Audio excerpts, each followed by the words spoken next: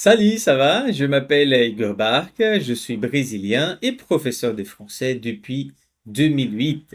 Aujourd'hui, on va étudier un peu les conjonctions de coordination. On va commencer donc par la définition. Qu'est-ce qu'une conjonction de coordination?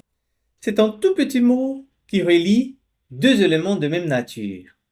Deux mots, deux groupes de mots ou même deux prépositions, propositions indépendantes, comme par exemple il mange, c'est une proposition indépendante, et il boit, c'est la deuxième proposition indépendante. D'accord? Donc le mot et, la conjonction et va relier ces deux propositions.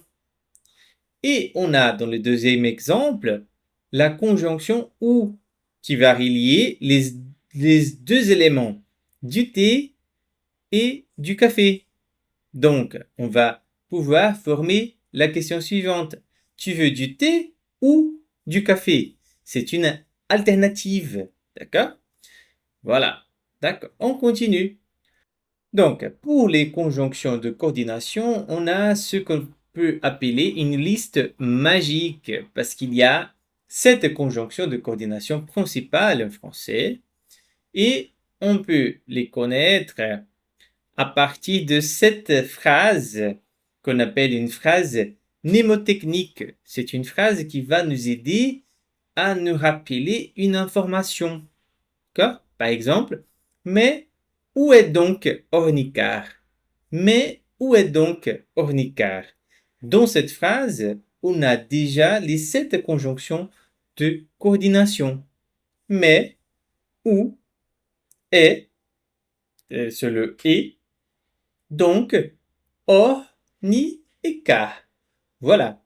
Mais, où, et, donc, or, ni, car. On va imaginer Ornicar comme un personnage. D'accord? Mais, où est donc Ornicar? Voilà.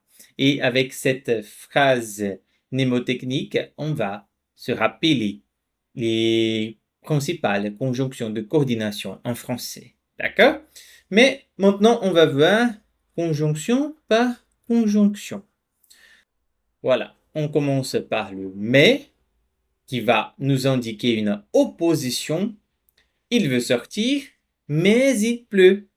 Voilà, c'est une opposition. Ou c'est un choix, une alternative.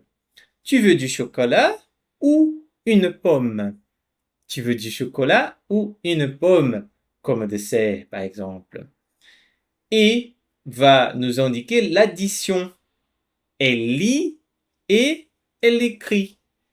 Voilà. Après, on a les conjonctions les moins connues, sont donc, qui va nous indiquer une conséquence. Il a bien révisé, donc il a réussi. Voilà. Or, qui va nous indiquer une restriction, une nuance. Il semblait sûr de lui. Or, il s'est trompé. Or, c'est un peu synonyme de mais. Dans ce cas-là, je peux tout simplement remplacer or par mais. Il semblait sûr de lui, mais il s'est trompé. D'accord? Dans ce cas-là, on peut remplacer avec cette facilité. Voilà. On a aussi la conjonction ni. Dans ces cas-là, il s'agit d'une négation coordonnée. Il ne mange ni viande, ni poisson. Je peux également écrire cette phrase comme il ne mange pas de viande ni de poisson. Voilà. Je peux l'écrire avec le pas. D'accord? Ce que je ne peux jamais faire se décrit avec le pas et ni. Par exemple, il ne mange pas ni de viande ni de poisson. Dans ce cas-là, c'est impossible. C'est incorrect. D'accord?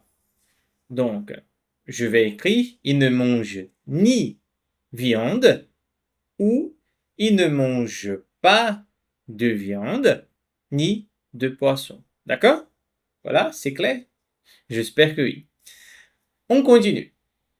Finalement, on a la conjonction car qui va nous indiquer une cause. Je pars car je suis fatigué.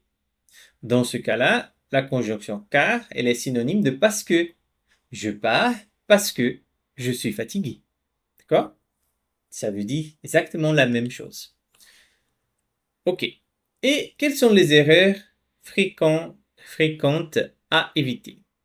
Voilà. On a la différence entre le ou sans accent et le ou avec accent grave. Le ou sans accent, il va indiquer un choix. Donc, c'est cette conjonction alternative. Et le ou avec accent grave va indiquer un lieu, comme dans l'exemple thé ou café. C'est une conjonction.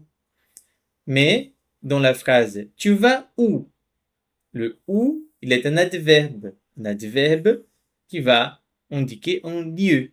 D'accord? On a aussi mais et pourtant. Mais et pourtant, ils sont un peu des synonymes, n'est-ce pas? Donc, si je les utilise ensemble, si je dis mais pourtant, il s'agit d'un pléonasme. Le pléonasme, c'est une répétition qui n'est pas correcte. Voilà, un pléonasme. Donc, on doit choisir soit l'un, soit l'autre. OK? Soit mais, soit pourtant. Voilà, très bien. Et maintenant, on a un mini-quiz pour toi. Il faut compléter les phrases avec la bonne conjonction et tu peux le faire et écris tes réponses en commentaire. D'accord? Je vais lire les exemples et toi, tu dois penser aux conjonctions. C'est parti. Il a beaucoup travaillé. Il a blablabla eu une bonne note. Je crois ici c'est une conséquence, non? C'est pas. Tu préfères rester ici, aller au parc. C'est un choix, n'est-ce pas? Voilà, je ne vais plus donner d'indices. On y va. Il ne boit café, thé. Il voulait venir. Elle a manqué son train. Je vais me coucher tôt. Je suis très fatigué. Voilà. Voilà le mini quiz. Si tu veux participer, donc il faut écrire tes réponses en commentaire. Merci.